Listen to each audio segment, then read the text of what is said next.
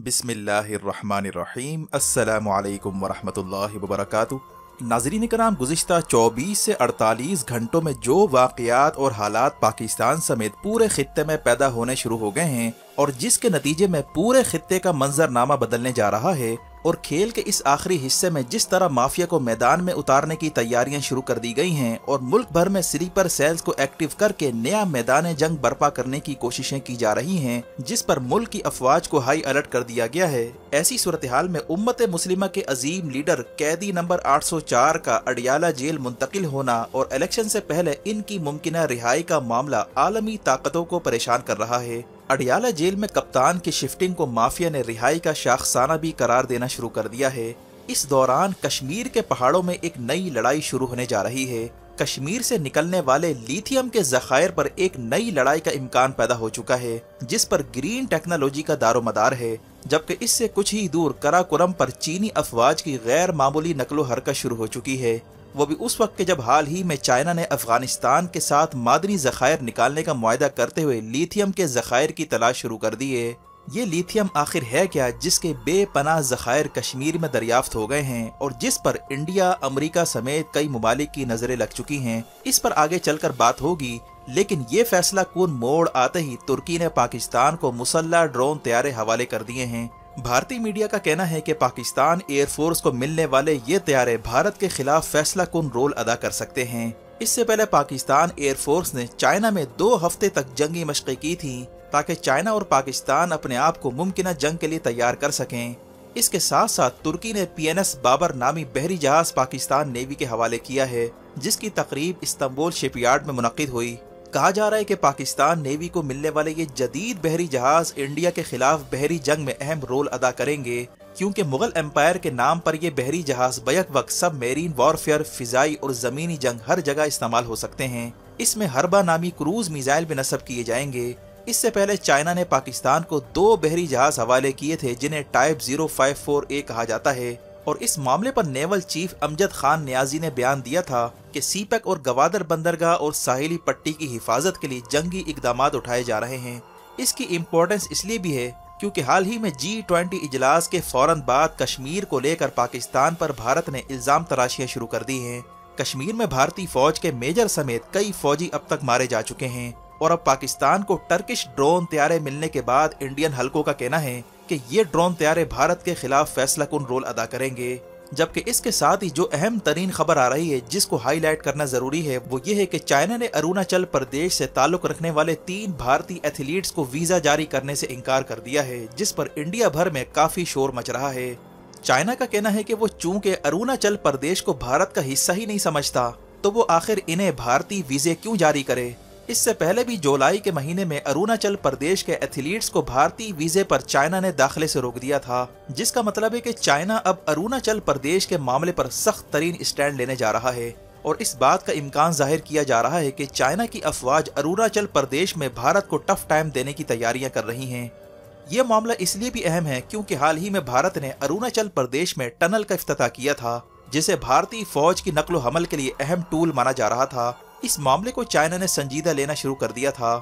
वाज़ेह है कि अरुणाचल प्रदेश में टावंग नामी इलाका इंतहाई अहमियत का हामिल है, जिसे चाइना हर सूरत हासिल करना चाहता है, क्योंकि ये इलाका बुद्ध मतों के यहाँ मुकद्दस समझा जाता है। चीन का ख्याल है कि भारत टावंग नामी इलाके में आने वाले बुद्ध मतों को चाइना के खिलाफ बगावत पर उकसा रहा है, वो भी अमेरिका की शय पर, और इस तरह वो साउथ तिब्बत में बगावत भड़काना चाहता है। इस मामले में G20 के हालिया इजलास के बाद तेजी देखने में आ रही है, जिसमें चाइना और रशिया ने अमेरिका की वजह से शिरकत न करने का फैसला किया था, और इस इजलास के बाद चाइना ने नया नक्शा जारी करते हुए भारत के कई इलाकों को अपना हिस्सा भी करार दिया था, जिस पर खित्ते में काफी हलचल पैदा हुई। इसके साथ साथ भारत की मशरिकी रियासत मणिपुर का मामला भारत के हाथ से निकला जा रहा है। मणिपुर में हालात बदस्तूर खराब होते जा रहे हैं, इंटरनेट और मोबाइल सर्विसेज मुकम्मल बंद हैं और अक़वाम मुत्तहिदा में ये मामला भी उठाया जा रहा है। मणिपुर में ईसाई कम्युनिटी पर होने वाले मजालिम पर मगरबी दुनिया में तशवीश फैलती जा रही है और इम्कान है कि कनाडा ये मामला भी इंटरनेशनल फोरम पर रेस कर सकता है, जहां हाल ही में सिख रहनुमा के कत्ल पर भारत के साथ पहले ही कशीदगी चल रही है। कनाडा की सरजमीन पर कत्ल होने वाले सिख लीडर की हलाकत के पीछे भारतीय एजेंसियों के मुलविस होने के शवाहिद कनाडा के हाथ लग चुके हैं।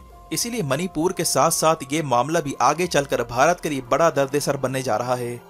इस मौके पर भारत की अपोजिशन जमात कांग्रेस के सरबराह राहुल गांधी ने दावा किया है कि चाइना भारत के हाथ से लद्दाख का एक बड़ा इलाका छीन चुका है, लेकिन नरेंद्र मोदी मुसलसल भारतीय आवाम से झूठ बोले जा रहा है। जैसे जैसे भारत में इलेक्शन करीब आते जा रहे हैं, इल्जामात और दावों की बारिशें होने जा रही हैं, जिसमें लद्दाख, मणिपुर, कश्मीर समेत कई मामला सर उठाने जा रहे हैं। यही वजह है कि भारत की सरकार इस वक्त शदीद तजब्जुब का शिकार है कि आखिर इस बार इलेक्शन में कौन सा नैरेटिव अपनाया जाए। भारत को नैरेटिव बनाने में सख्त मुश्किलात दरपेश है, क्योंकि जैसे ही भारत कश्मीर को लेकर पाकिस्तान मुखालिफ बयानियां बनाने की कोशिश करता है तो कोई और मामला मोदी के गले पड़ जाता है। एक साथ कई चैलेंजेस इस बार भारत को दरपेश है और इसकी बौखलाहट का ये आलम है कि इसने कनाडा में हलाक होने वाले सिख लीडर के कत्ल का इल्जाम भी पाकिस्तान पर लगाना शुरू कर दिया है, लेकिन बात बनती नजर नहीं आ रही। कनाडा के प्राइम मिनिस्टर ने भारत को आड़े हाथों लेने का फैसला किया है और उन्होंने 5 आई इंटेलिजेंस के नेटवर्क को खड़काते हुए अमेरिका पर जोर डाला है कि वो इस मामले को हर सूरत रेज करे। बरतानिया भी इस मामले पर ऑन बोर्ड है, जिसने भारत के G20 इजलास की कामयाबियों पर मुकम्मल पानी फेर कर रख दिया है। यही नहीं बल्कि भारत को एक और झटका लगा है, वो है चंद्रयान 3 मिशन के हवाले से। चीन के स्पेस रिसर्च प्रोग्राम के नामवर साइंसदान जिनका नाम ओयंग जियान है, उन्होंने चीनी जुबान के अखबार साइंस टाइम्स से बातचीत करते हुए ये दावा किया है कि भारत ने जो चंद्रयान 3 को साउथ पोल में उतारने का दावा किया था वो बिल्कुल झूठ है। भारत का चंद्रयान 3 मिशन साउथ पोल में उतरने की तो दूर की बात, ये साउथ पोल के करीब भी नहीं फटका।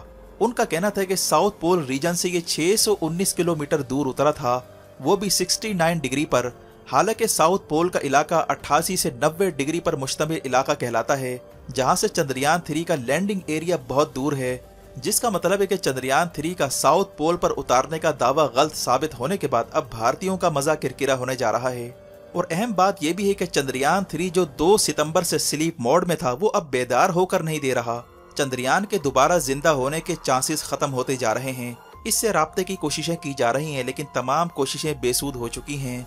नरेंद्र मोदी ने हाल ही में लैंडिंग के मकाम को हिंदू देवता के साथ मंसूब किया था और चांद को भी हिंदू राष्ट्र बनाने का मजाका खेज दावा किया गया था, लेकिन अब खबर आ रही है कि चंद्रयान 3 के जिंदा होने के चांसेस खत्म होते जा रहे हैं। ये स्लीप मोड से बाहर नहीं आ पा रहा, जबकि चाइना का कहना है कि उसने चांद से नायाब धाते हासिल करने का मिशन तेज कर दिया है। यही वो नायाब धाते हैं जिन पर अगली लड़ाई का इम्कान पैदा हो चुका है।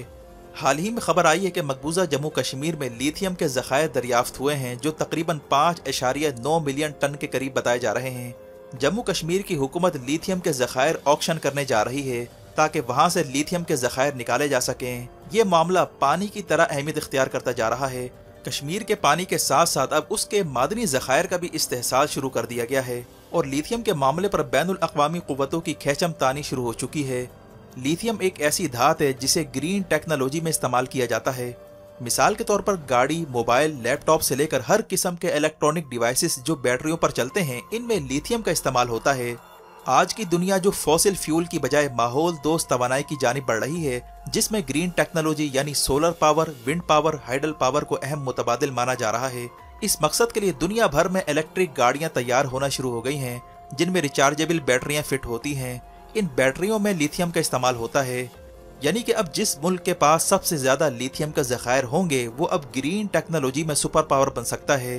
यही वजह है कि कश्मीर में दरियाफ्त होने वाले लिथियम ज़खायर का मामला अहमियत इख्तियार करता जा रहा है और यही वो लिथियम के ज़खायर हैं जो चाइना को अफगानिस्तान में लेकर आए हैं। चाइना अब अफगानिस्तान से मुआहदे के बाद अब लिथियम के ज़खायर वहां पर निकालने जा रहा है, जिस पर हाल ही में अमरीका ने एतराज़ उठाया था। इसके अलावा अमेरिका और चाइना के दरमियान रेयर अर्थ यानी नायाब धातों का मामला भी संगीन होता जा रहा है, जिस पर माइक्रोचिप टेक्नोलॉजी का दारोमदार है।